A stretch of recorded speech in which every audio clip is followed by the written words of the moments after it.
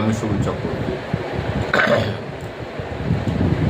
Recently কি হয়েছে, মুর্শিদাবাদের শামশেরগঞ্জ বলে একটা জায়গা আছে, সেখানে একই ফ্যামিলির বাবা আর ছেলেকে হত্যা করা হয়েছে। খুব মন দিয়ে কথাটা শুনবেন। নাম আমার মনে আসছে না, কিন্তু ওদের হত্যা করা হয়েছে। ওরা ছিল মৃৎশিল্পী, মানে বিভিন্ন মূর্তি বানাতো।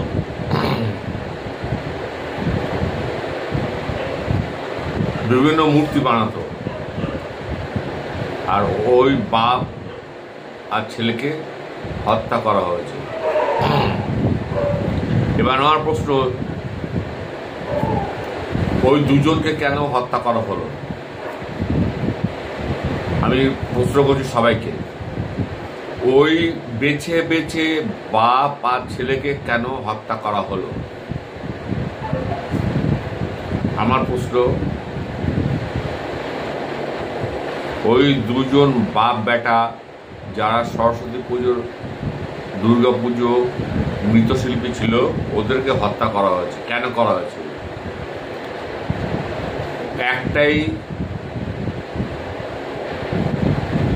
একটাই কারণ, ইসলাম মূর্তি পুজোতে বিশ্বাস করে না।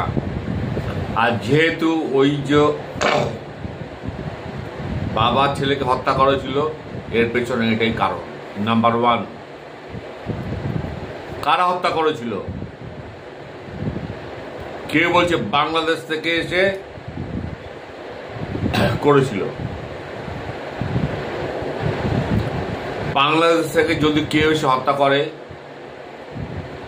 তাহলে আমাদের দেশের প্রশাসন কি করছিল? Number one.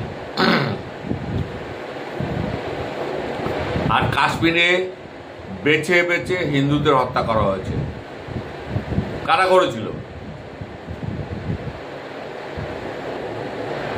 করেছিল? ইসলাম, যারা ইসলামে বিশ্বাসী। মুর্শিদাবাদ আর পেহেলগাম একই ইস্যু।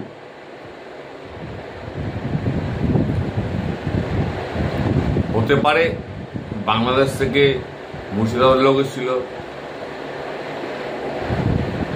হতে পারে পাকিস্তান থেকে জঙ্গি সংগঠন এসেছিল, কিন্তু লোকাল লোকের সাপোর্ট ছাড়া এগুলো হয় না।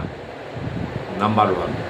আপনারা কালকে ভিডিওতে দেখেছেন 23 বছরের ছেলে, কি নাম, নদীতে ঝাঁপ দিয়ে মরে গেল।